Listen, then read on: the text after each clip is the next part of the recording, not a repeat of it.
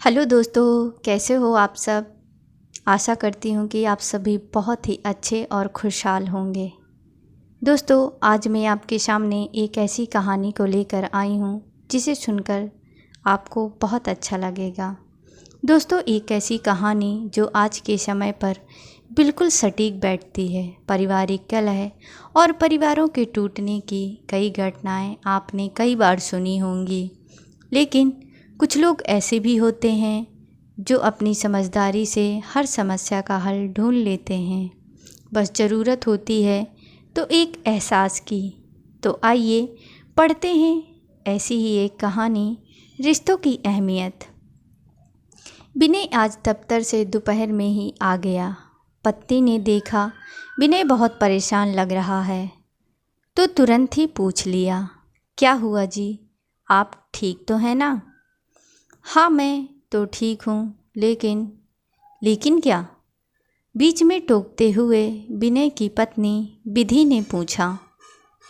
विनय के माथे पर चिंता की लकीरें दौड़ रही थीं और उन्हीं लकीरों पर पसीने की बूंदें ऐसे तैर रही थीं मानो कुछ लिखकर बयां करना चाहती हूँ। आप कुछ बोलते क्यों नहीं? विधि ने एक बार फिर से पूछा, लेकिन विनय अभी भी जवाब देने की हालत में नहीं लग रहा था। फिर भी उसने हिम्मत करके बताने की कोशिश की। तुम्हारे पापा का फ़ोन आया था, सब ठीक तो है ना? बीच में टोकते हुए उसकी पत्नी बोली। हाँ, सब ठीक है। बस वो कह रहे थे कि अमित का उनसे झगड़ा हो गया है और वो उनसे अलग होकर रहना चाहता है। अमित का तो दिमाग खराब हो गया है।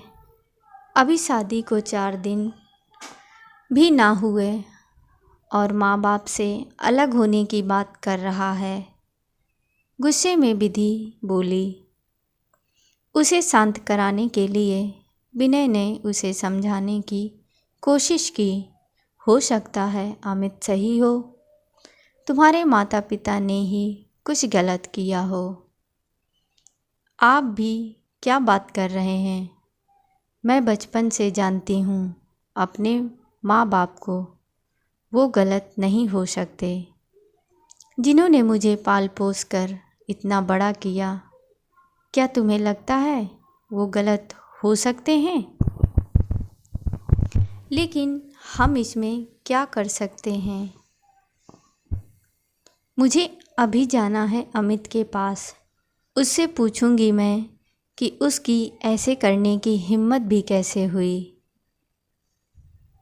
लेकिन क्या इस समय जाना सही होगा?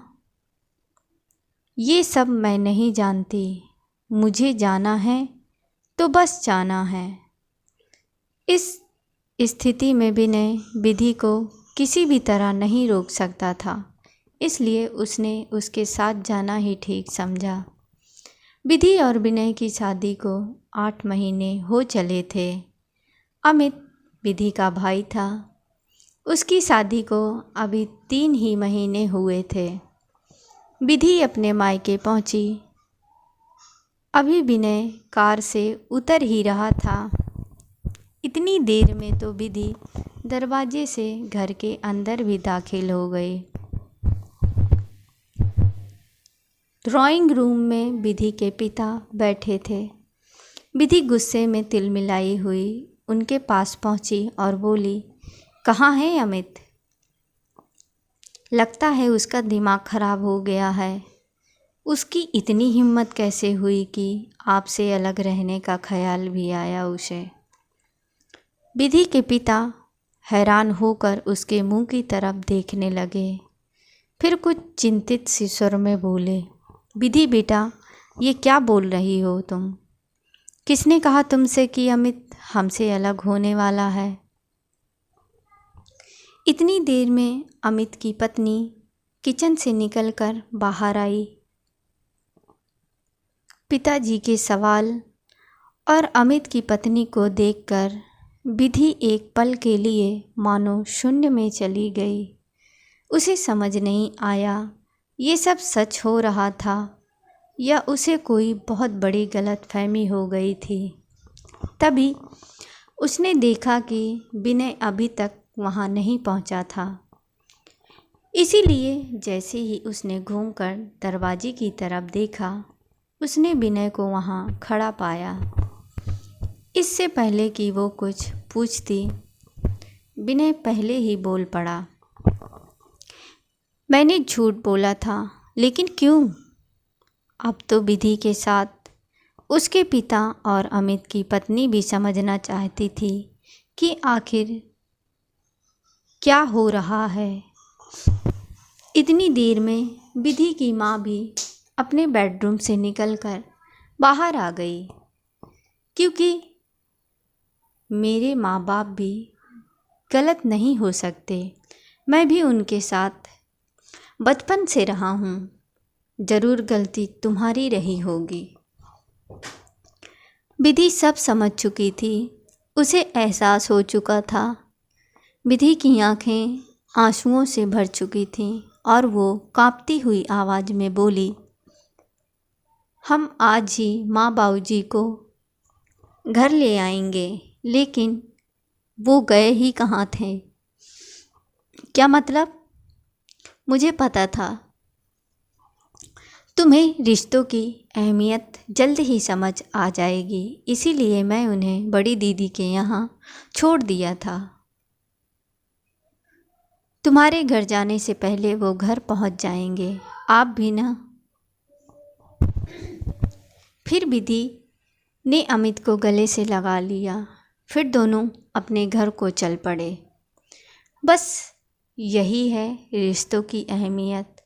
जैसा आप अपने लिए चाहते हो वैसे ही अपने जीवन साथी के साथ व्यवहार करो। जीवन खुद व खुद मज़ेदार हो जाएगा। इस कहानी रिश्तों की अहमियत के बारे में आपकी क्या राय है? कहानी आपको पसंद आए तो कमेंट बॉक्स में ज़रूर दें। रिश्तों की अहमियत टूटे रिश्ते को बचाने की एक हिंदी लघु कहानी है।